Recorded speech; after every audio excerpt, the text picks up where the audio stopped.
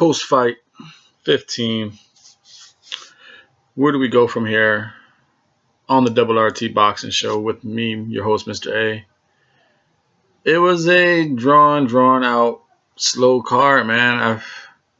I came home from work last night. I actually watched the fights before I went to work last night on the ESPN app. The Dubois, the Yarde, and I had to leave for the Martin Murray fight. I had to leave halfway through that. But those fights were putting me to sleep, dude. I fell asleep on each of them. It was exactly what I said in the breakdown. It's going to be just 4 title shots and just a bunch of ace-sided favors. You know, the only one that delivered was O'Hara Davies. You know, did what he was supposed to do, got Paul Kamanga out of there quick. Dubois, Yarde, even though they got their knockouts, they did what we thought they were going to do, but it was just nothing. And Martin Murray and Roberto Garcia, a boring-ass fight. You got Roberto Garcia. Everything was like we discussed on the breakdown prediction. Roberto Garcia was going to try and make it a nasty doghouse fight.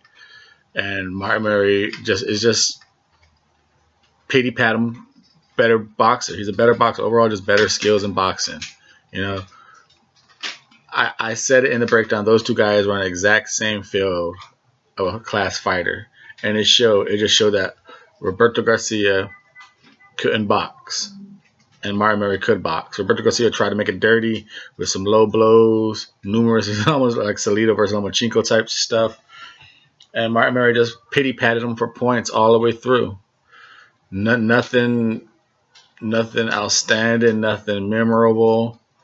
Pity-pats, you know, some nice arm flank combinations in the middle of the ring. It was just a nice, I guess over here in the States, that fight could have been like a nice toe-to-toe Tuesday for PBC or a Wednesday night Golden Boy ESPN card. That fight was nothing. And then now, like I said, O'Hara looked good. He didn't look good, but he did even more than I said he should knock this Paul out. And he knocked him out in 2 rounds with a fashionable knockout. So I give O'Hara Davies credit for doing what he was supposed to do. You know, his high-ass trunks. I like his high-ass trunk look. Now, as far as Dubois and Little, even though we knew Little was going to do Little against Dubois, I can still say I like what I seen more from Dubois than I did Yarde this contest. You know, Little showed a lot of movement. He made Dubois get on his feet, try and track him down, work behind a jab to get in. And I gotta say, Dubois wasn't really. He showed him more. He wasn't falling in, smothering his punches like his previous fights. He was actually able. He showed me, besides just his domination that we knew he was going to do, to me, I felt he set up better range in setting up his punches, his combinations. His combinations was actually landing a lot more. The 1-2 hook to the body. Then he'll throw a 4th punch. In his previous fights, Dubois would get too close and smother his own work. This one, it seemed like he's getting better at keeping the range where he could get off his offense but not get hit.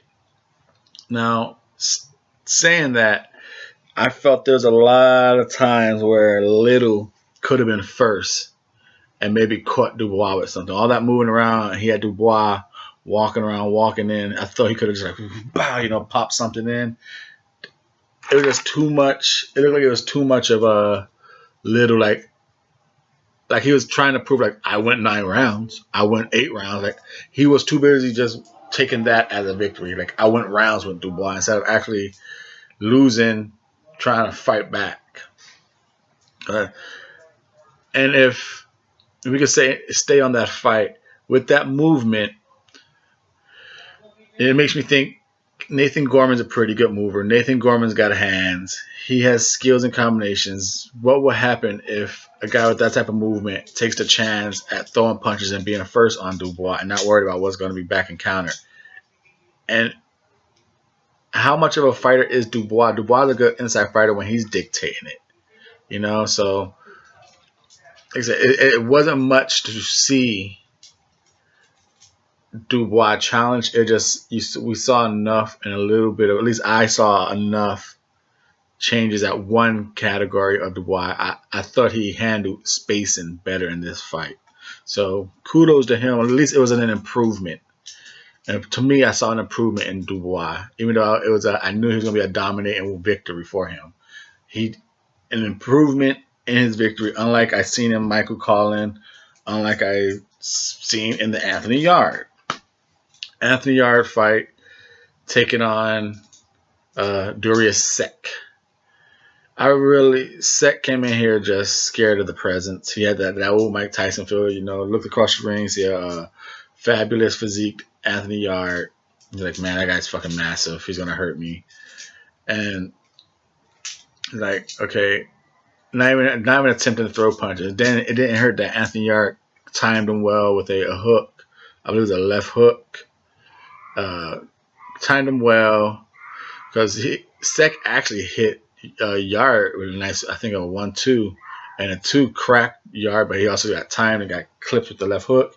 He fell, flash knockdown, got his hands on the ground, got up, and from that moment, you know, it was really nothing. Just Sek gave no effort in trying to pose his will, tried to be first. He pawed a jab out there. He never took a chance. I think the only real punch you could really say Sek like is memorable is when it was like around 6 or something. Sek landed a nice body shot, and even Anthony Yarde was like, "All right, cool, now you know, fight me then, dude. He does a good body shot, but like, fight me now." You know, in round five, Yarde's corner was like, "All right, now like start turning it on." He came out with a big difference in pressure, but couldn't do it, and it got him out in round 7. Body shots, combinations up top. Steve Gray just finally said that's enough of stuff. Stopped it after an uppercut against the ropes. And it just lets you know, like, if he could have done that from round 5, just come out with that pressure, he could have stopped Sek anytime he wanted. Now, like I said, I'm on Twitter and at RTB show, and I forgot who it was, but I answered some guy's tweet, something about how Yarde turned down 2 title shots, and I said I'm gonna give Yarde 3 more fights before I really just and get, because